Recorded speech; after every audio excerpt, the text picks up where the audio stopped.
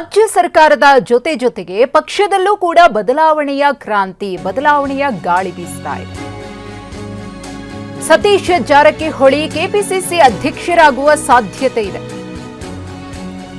ಯಾಕಂದ್ರೆ ಸತೀಶ್ ಜಾರಕಿಹೊಳಿ ಅವರಿಗೆ ಕೆಸಿ ವೇಣುಗೋಪಾಲ್ ಅವರು ಕಾಲ್ ಮಾಡಿದ್ದಾರೆ.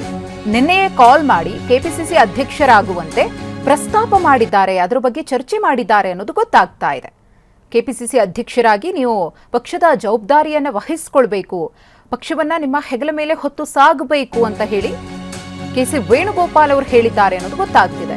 ಇನ್ನು ಕೆಪಿಸಿಸಿ ಅಧ್ಯಕ್ಷ ಸ್ಥಾನದ ಜೊತೆಗೆ ಸಚಿವ ಸ್ಥಾನಕ್ಕೂ ಕೂಡ ಸತೀಶ್ ಜಾರಕಿಹೊಳಿ ಅವರ ಪಟ್ಟು.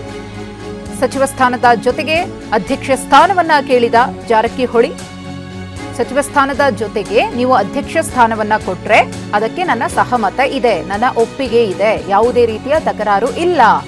ಈ ಪ್ರಸ್ತಾಪವನ್ನ ಕೆಸಿ ವೇಣುಗೋಪಾಲ್ ಅವರ ಮುಂದೆ ಸತೀಶ್ ಜಾರಕಿಹೊಳಿ ಅವರು ಇಟ್ಟಿದ್ದಾರೆ ಅನ್ನೋದು ಗೊತ್ತಾಗ್ತಾ ಇದೆ. ಆದರೆ ಕೆಸಿ ವೇಣುಗೋಪಾಲ್ ಅವರು ಈ ಬಗ್ಗೆ ನಾವು ಚರ್ಚೆಯನ್ನ ಮಾಡ್ತೀವಿ ಅಂತ ಸತೀಶ್ ಜಾರಕಿಹೊಳಿ ಅವರಿಗೆ ಹೇಳಿದ್ದಾರಂತೆ. ಹಾಗಾಗಿ ಕುತೂಹಲ ಇದೆ, ಕೇವಲ ಕೆಪಿಸಿಸಿ ಅಧ್ಯಕ್ಷ ಪಟ್ಟವನ್ನ ಕಟ್ಟಿ ಸುಮ್ಮನಾಗ್ತಾರಾ ಅಥವಾ ಸತೀಶ್ ಜಾರಕಿಹೊಳಿ ಅವರ ಬೇಡಿಕೆಯಂತೆ ಅವರಿಗೆ ಸಚಿವ ಸ್ಥಾನವನ್ನೂ ಕೂಡ ಕೊಡ್ತಾರಾ? ಕೆಪಿಸಿಸಿ ಅಧ್ಯಕ್ಷ ಸ್ಥಾನದ ಬಗ್ಗೆ ಹೈಕಮಾಂಡ್ ನಿರ್ಧಾರ ತೆಗೆದುಕೊಳ್ಳುತ್ತೆ ಅಂತ ಬೆಂಗಳೂರಿನಲ್ಲಿ ಶಾಸಕ ಸತೀಶ್ ಜಾರಕಿಹೊಳಿ ಅವರು ಹೇಳಿಕೆಯನ್ನ ಕೊಟ್ಟಿದ್ದಾರೆ. ಸಿದ್ದರಾಮಯ್ಯ ಹಾಗೂ ಡಿಕೆ ಮಾತಾಡಿ ಬರ್ತಾರೆ, ಹೈಕಮಾಂಡ್ ಜೊತೆಗೆ ಇಬ್ಬರೂ ನಾಯಕರು ಮಾತನಾಡಿ ವಾಪಸ್ ಆಗ್ತಾರೆ, ವಾಪಸ್ ಬಂದ ಮೇಲೆ ಫೈನಲ್ ಆಗುತ್ತೆ. ಇದು ಸತೀಶ್ ಜಾರಕಿಹೊಳಿ ಅವರ ಮಾತು. ಈಗ ಡಿಕೆ ಶಿವಕುಮಾರ್ ಅವರು ಮುಖ್ಯಮಂತ್ರಿಗಳಾದ್ರೆ ಕೆಪಿಸಿಸಿ ಅಧ್ಯಕ್ಷ ಸ್ಥಾನ ಖಾಲಿ ಆಗುತ್ತೆ. ಆ ಸ್ಥಾನವನ್ನ ಯಾರು ತುಂಬಬಲ್ಲರು? ಅದಕ್ಕೆ ಹೆಸರು ಕೇಳಿ ಬಂದಿರೋದು ಸತೀಶ್ ಜಾರಕಿಹೊಳಿ ಅವರದು. ಚರ್ಚೆ ನಡೆದಿದೆ, ಅದು ಸಿ ಎಂ ಅವ್ರಿಗೆ ಹೇಳಿದ್ದೀವಿ, ಸಿ.ಎಂ ಅವ್ರಿಗೆ. ಅವರು ಅಂತಿಮವಾಗಿ ಇವತ್ತು ಮಾತಾಡ್ಕೊಂಡು ಬರ್ಬೋದು ಅಂತ ಹೇಳಿದ್ದಾರೆ. ಅವರೇನು ಮಧ್ಯಾಹ್ನ ಬರ್ತಾರೆ, ವಾಪಸ್ ಬಂದ ಮೇಲೆ ಕೇಳೋಣ ಏನೇನು ಡಿಸ್ಕಷನ್ ಆಗಿದೆ. ನಿಮ್ಮ ಅಪೇಕ್ಷೆ ಇರೋದು ಸಚಿವ ಸ್ಥಾನದ ಜೊತೆಗೆ ಕೆಪಿಸಿಸಿ ಕೊಡ್ಲಿ ಅಂತನಾ, ಹೆಂಗೆ ಸರ್? ಇಲ್ಲ ಅದನ್ನು ಸಿ.ಎಂ ಅವರೇ ನಿರ್ಧಾರ ಮಾಡಬೇಕು ಯಾವ ರೀತಿ ಇರಬೇಕಂತ.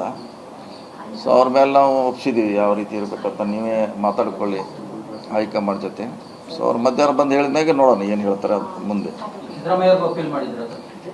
ಮೊನ್ನೆ ಹೇಳಿದ್ವಿ, ಅವ್ರಿಗೆ ಹೇಳಿದ್ದೀವಿ ಇದ್ರ ಬಗ್ಗೆ ಮಾತಾಡ್ಕೊಂಡು ಬನ್ನಿ ಅಂತ, ಅಧ್ಯಕ್ಷರಿಗೂ ಹೇಳಿದ್ದೀವಿ.